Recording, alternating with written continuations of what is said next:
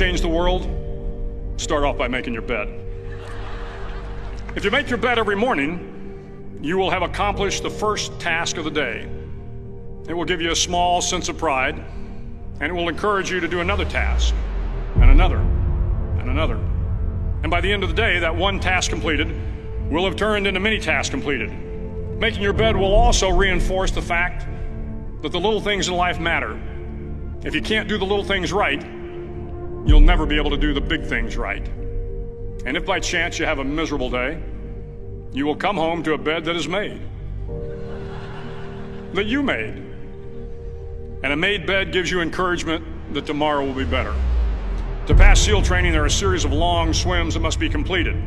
One is the night swim. Before the swim, the instructors joyfully brief the students on all the species of sharks that inhabit the waters off San Clemente. They assure you, however, that no student has ever been eaten by a shark, at least not that they can remember. But you are also taught that if a shark begins to circle your position, stand your ground. Do not swim away. Do not act afraid. And if the shark, hungry for a midnight snack, darts towards you, then summons up all your strength and punch him in the snout, and he will turn and swim away. There are a lot of sharks in the world. If you hope to complete the swim, you will have to deal with them. So if you want to change the world, don't back down from the sharks.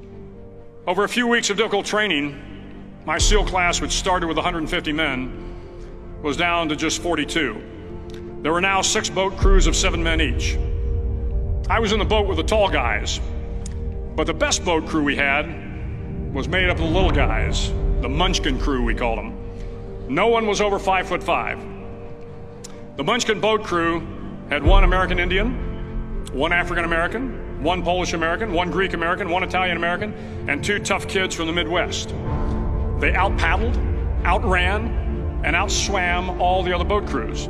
The big men in the other boat crews would always make good-natured fun of the tiny little flippers the Munchkins put on their tiny little feet prior to every swim.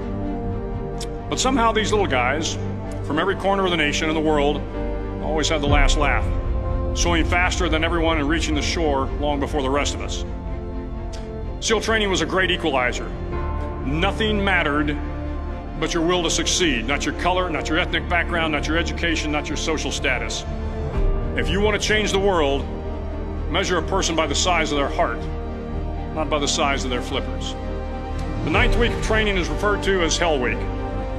It is 6 days of no sleep, constant physical and mental harassment, and 1 special day at the Mud Flats. The Mud Flats are an area between San Diego and Tijuana where the water runs off and creates the Tijuana Sloughs, a swampy patch of terrain where the mud will engulf you. It is on Wednesday of Hell Week that you paddle down to the Mud Flats and spend the next 15 hours trying to survive this freezing cold, the howling wind, and the incessant pressure to quit from the instructors. As the sun began to set that Wednesday evening, my training class, having committed some egregious infraction to rules, was ordered into the mud. The mud consumed each man till there was nothing visible but our heads. The instructors told us we could leave the mud if only 5 men would quit.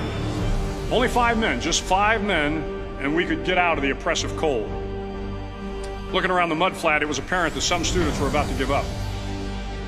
It was still over 8 hours till the sun came up. 8 more hours of bone-chilling cold. The chattering teeth and the shivering moans of the trainees were so loud, it was hard to hear anything. And then one voice began to echo through the night. One voice raised in song. The song was terribly out of tune, but sung with great enthusiasm. One voice became 2, and 2 became 3, and before long, everyone in the class was singing.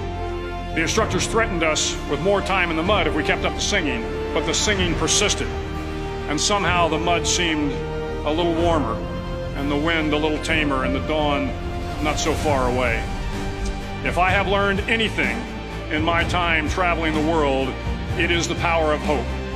The power of one person, a Washington, a Lincoln, King, Mandela, and even a young girl from Pakistan, Malala. One person can change the world by giving people hope.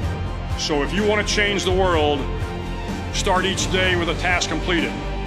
Find someone to help you through life. Respect everyone. Know that life is not fair and that you will fail often. But if you take some risks, step up when the times are the toughest, face down the bullies, lift up the downtrodden, and never ever give up. If you do these things, the next generation and the generations that follow will live in a world far better than the one we have today. And what started here will indeed have changed the world for the better.